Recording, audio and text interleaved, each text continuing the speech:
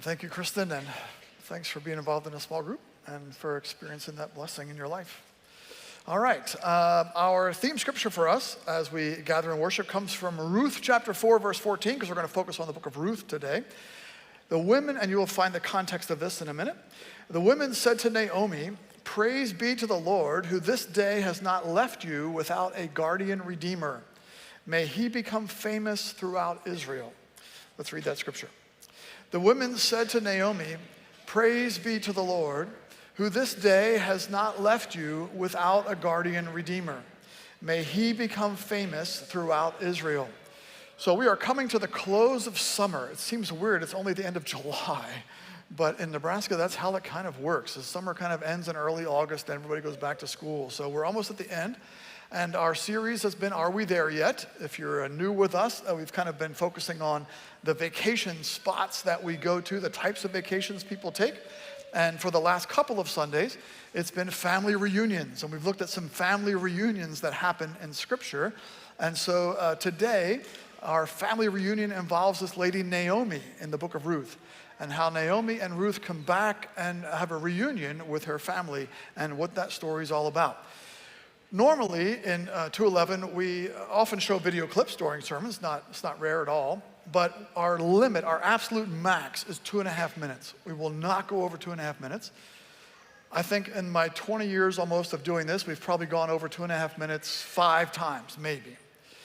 Today, we're going to double that. We're going to go over 5 minutes in a video. And here's why, because it's a Bible Project video. We introduced the Bible Project, some Bible Project videos last Sunday. But the Bible Project is something we're encouraging folks to know about because there's just this volume of videos there that are really great, introducing books of the Bible. And so rather than me talk to you about the book of Ruth to kind of set the setting, we thought we'd use the Bible Project video because they do such a great job of talking about what the book of Ruth in the Bible is all about. So settle in, enjoy this next 5-minute video on Ruth. The book of Ruth. It's a brilliant work of theological art, and it invites us to reflect on the question of how God is involved in the day-to-day joys and hardships of our lives. There are 3 main characters in the book: Naomi, the widow, Ruth, the Moabite, and Boaz, the Israelite farmer. And their story is told in 4 chapters that are beautifully designed. Let's just dive in and see how this all unfolds. Chapter 1 opens with this line: "In the days when the judges ruled." And it reminds us of the very dark and difficult days from the book of Judges. And here we meet an Israelite family in Bethlehem, struggling to survive through a famine. And so in search of food, they move on to the land of Moab, Israel's ancient enemy. And there the father of the family dies, and the sons marry 2 Moabite women, Ruth and Orpah. And then the sons, they die too. And so they leave only Naomi and these new daughters-in-law. And so Naomi, she has no reason to stay anymore. And so she tells her new daughters-in-law that she's moving back home. And Naomi, she knows that the life of an unmarried foreign widow in Israel is going to be very hard. And so she compels the women to stay behind. Orpah agrees, but Ruth does not. She shows remarkable loyalty to Naomi. And she says, "Wherever you go, I'm going to go. Your people will become my people, and your God will become my God." And so the 2 of them return to Israel together. And the chapter concludes with Naomi changing her name to Mara, which means bitter in Hebrew, and she laments her tragic fate.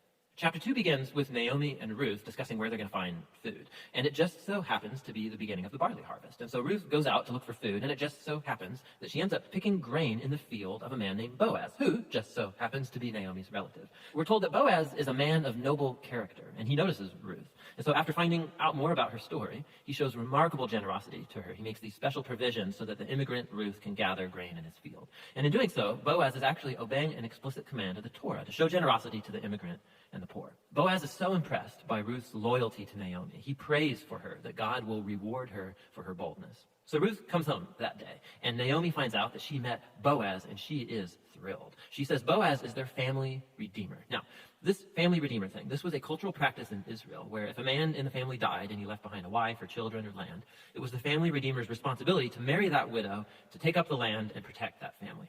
So Naomi, she begins to hope that perhaps there might still be a future for her family. Chapter 3 begins with Naomi and Ruth making a plan to get Boaz to notice their situation. So Ruth is going to stop wearing clothes of a grieving widow, and she's going to show signs that she's available to be married. And so Ruth goes to meet Boaz on the farm that night. And as she approaches, Boaz wakes up, and he's totally startled. And Ruth makes her intentions very clear. She asks if Boaz will redeem Naomi's family and marry her. Boaz is once again amazed by Ruth's loyalty to Naomi and her family, and he calls Ruth a woman of noble character. It's the same term used to describe the woman of Proverbs 31. So Boaz tells Ruth to wait until the next day, and he will redeem both Ruth and Naomi legally before the town elders. And so the chapter ends with Ruth returning to Naomi, and they marvel together at all of these recent events. In chapter 4, it all comes together. It turns out, at the last minute, Boaz discovers there is a family member who's closer to Naomi than he is, and he's actually eligible before him to redeem the family. But at the last second, this family member finds out that he's going to have to marry Ruth, the Moabite, and so he declines. But Boaz, remember, he knows Ruth's true character, and so he acquires the family property of Naomi, and he marries Ruth. And so just at the beginning, how Ruth was loyal to Naomi's family, so now Boaz is loyal to Naomi's family as well. The story concludes with a reversal of all of the tragedies from chapter 1. So the death of the husband and the sons is reversed as Ruth is married again and gives birth to a new son, granting joy to Naomi. And this symmetry between the opening and the closing, it's even more remarkable. So remember, the opening tragedy was followed by a great act of loyalty on the part of Ruth. And that is now matched by Boaz's act of loyalty that leads to the family's final restoration. And this symmetry, it highlights the design of the internal chapters as well. So each of the chapters begins with Naomi and Ruth making a plan for their future. And that's followed by a providential meeting between Ruth and Boaz. And each chapter concludes with Naomi and Ruth rejoicing at what's taken place. This story is beautifully designed. And that design actually connects with a really interesting feature of the story. And that's how little God is mentioned. Right? The characters talk about God a few times, but the narrator actually never once mentions God doing anything directly in the story. And that's its brilliance. Because God's providence is at work behind every scene of this story, weaving together the circumstances and choices of all these characters. So Naomi, her tragedy leads her to think that God is punishing her. But actually, the whole story is about God's mission to restore her and her family. And he's doing so through Ruth, through her boldness and loyalty, which brings healing to Naomi's life, but not without Boaz, who's a no-nonsense farmer who's full of generosity and loyalty. And so God uses his integrity, combined with Ruth's boldness, to save Naomi and her family. And so this story brilliantly explores the interplay of God's purposes and will with human decision and will. God weaves together the faithful obedience of his people to bring about his redemptive purposes in the world. And that leads to the real end of the story.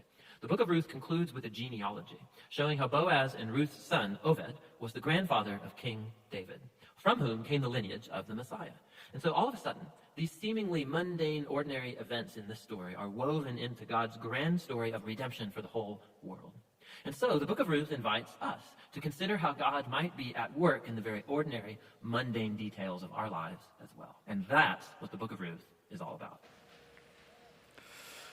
Wow. We sped that up a little bit for you because we didn't want to take 10 minutes to do it, just to let you know. They're a little slower in real life, but anyway. But look at all the drawing, like the intricacy of all that and how it just goes, it just gives you a great overview of the book. So especially if you've have never dove into the Bible and tried to read different books, this BibleProject.com is a great way to introduce yourself to a book and then read it, and it's just wonderful. Anyway, so what are the lessons we see here for us as we go through the book of Ruth? What they point out in the Bible Project, and this kind of shows a little bit of weakness of the Bible Project, is they say the message of the book of Ruth is that God is at work in the little details of our lives. God's at work in the details. And it's very true that God is at work through the mundane, everyday, ordinary things of life. And we see that in the book of Ruth. But if that's all we see in the book of Ruth, then we're kind of poor indeed. There's more to it than that. And that's where when you get to the Bible Project videos, you have to look beyond their application to life to say there's more there as you get in and start reading. So what more is there? Well, there's a couple of things that we see in the book of Ruth that are really important, and we don't want to miss them for just that one simple thing. The second thing is that when hard times come, so in the first chapter, hard times come on the family. There's a famine in the land. They're starving. Hard times are there. And the family picks up and flees to Moab, the land of Moab. That's significant. In the book of Deuteronomy in the Old Testament, it says this: no Ammonite or Moabite, that's what we're talking about today, the land of Moab, no Moabite or any of their descendants may enter the assembly of the Lord, not even to the 10th generation. Whoa. No Moabite can enter the assembly of the Lord, even to the 10th generation, because they had treated God's people really badly.